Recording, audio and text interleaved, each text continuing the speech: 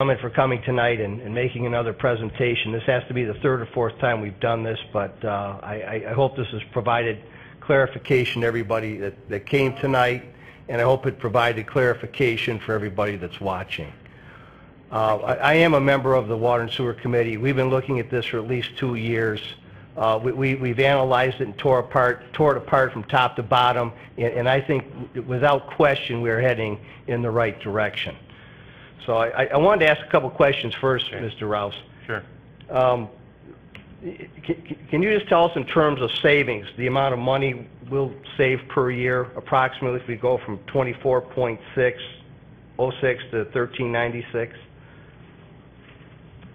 Well, that's a per unit cost, and if we use the contract terms of 445,000 cubic feet, and we would save approximately $4.1 million. All right, that's per year. Correct. With the reservoirs built and being and working, correct? Well, then, so that's just from a purchase, and then I think Keith's analysis put together, well, what does it cost for the reservoir and the maintenance, and the net savings is after all the construction costs and the depreciation and maintenance, the savings was $2.8 million. That was the estimate. Okay. So that's money that City Council will decide how to distribute that through the funds or back to the residents. Okay. So total purchase cost reduced $4.1 million. After all the costs are considered in the reservoir, savings of $2.8 million annually. All right, good.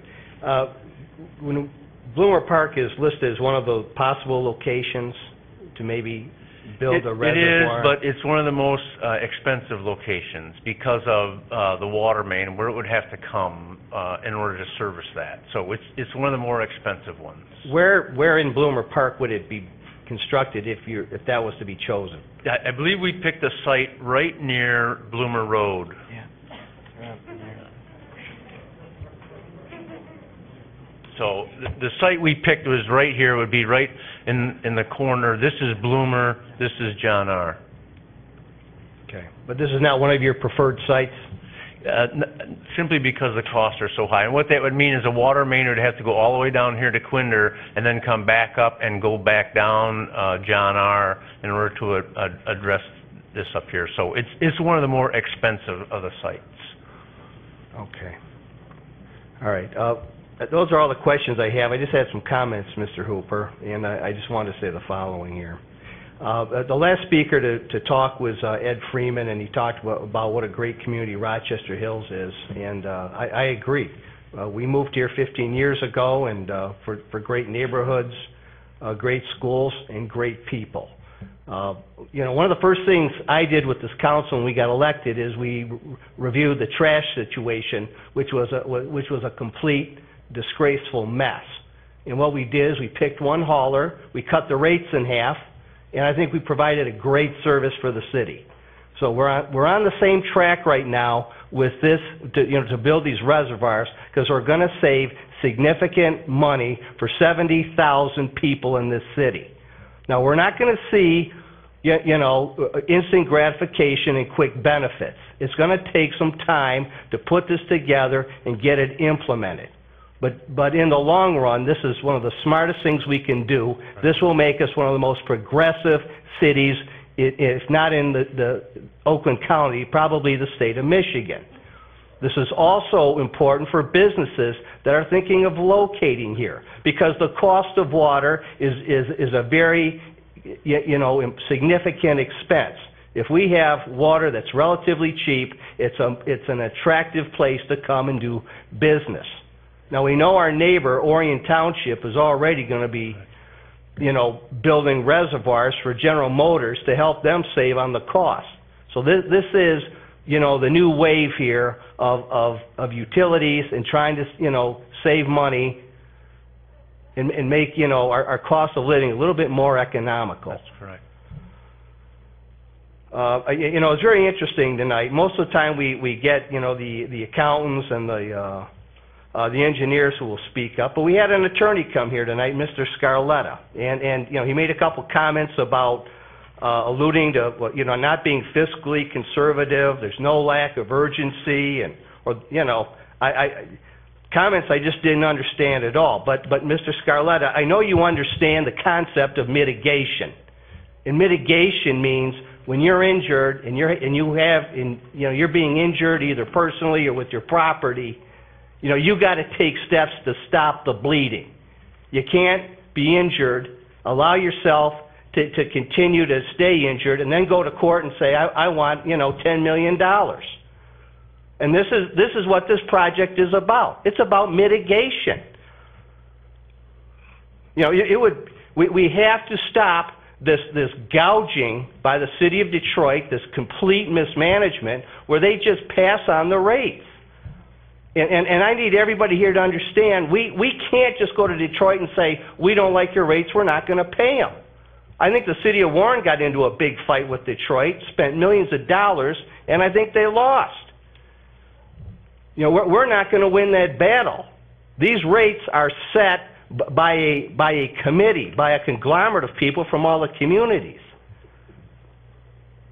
So this isn't voodoo engineering, voodoo economics. It all has a rhythm to it.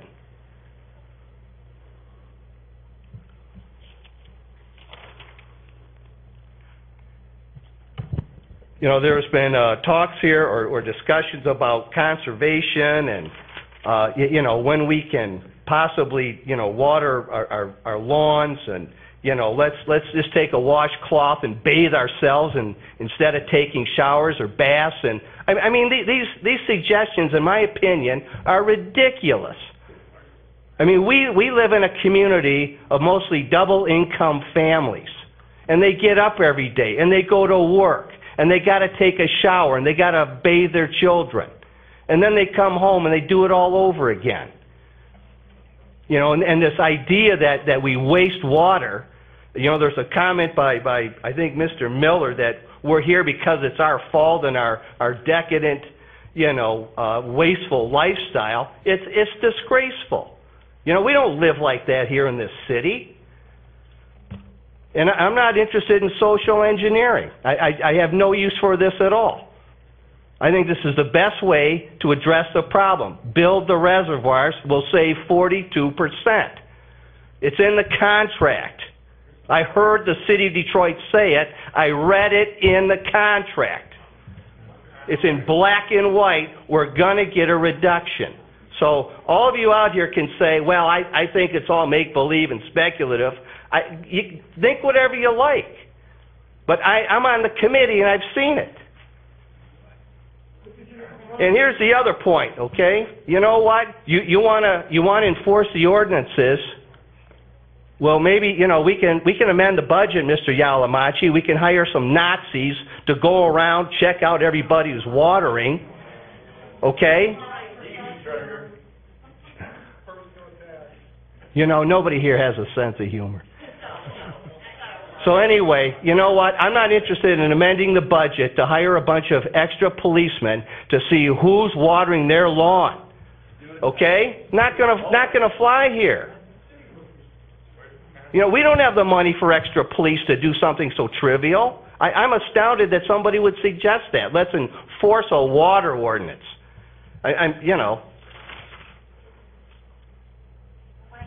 It's interesting that we've had comments by engineers, accountants, but actually I think they're absolutely meaningless. And I haven't seen a detailed engineering report or a detailed financial report from anybody else, okay, that contradicts what we have put together here today. If somebody can put together a good analysis, I'd like to see it. To hear some of you talk, it's like we're all crazy. We live in a vacuum and we just believe what we want to believe, and we don't, follow sound engineering principles, financial principles, or accounting principles.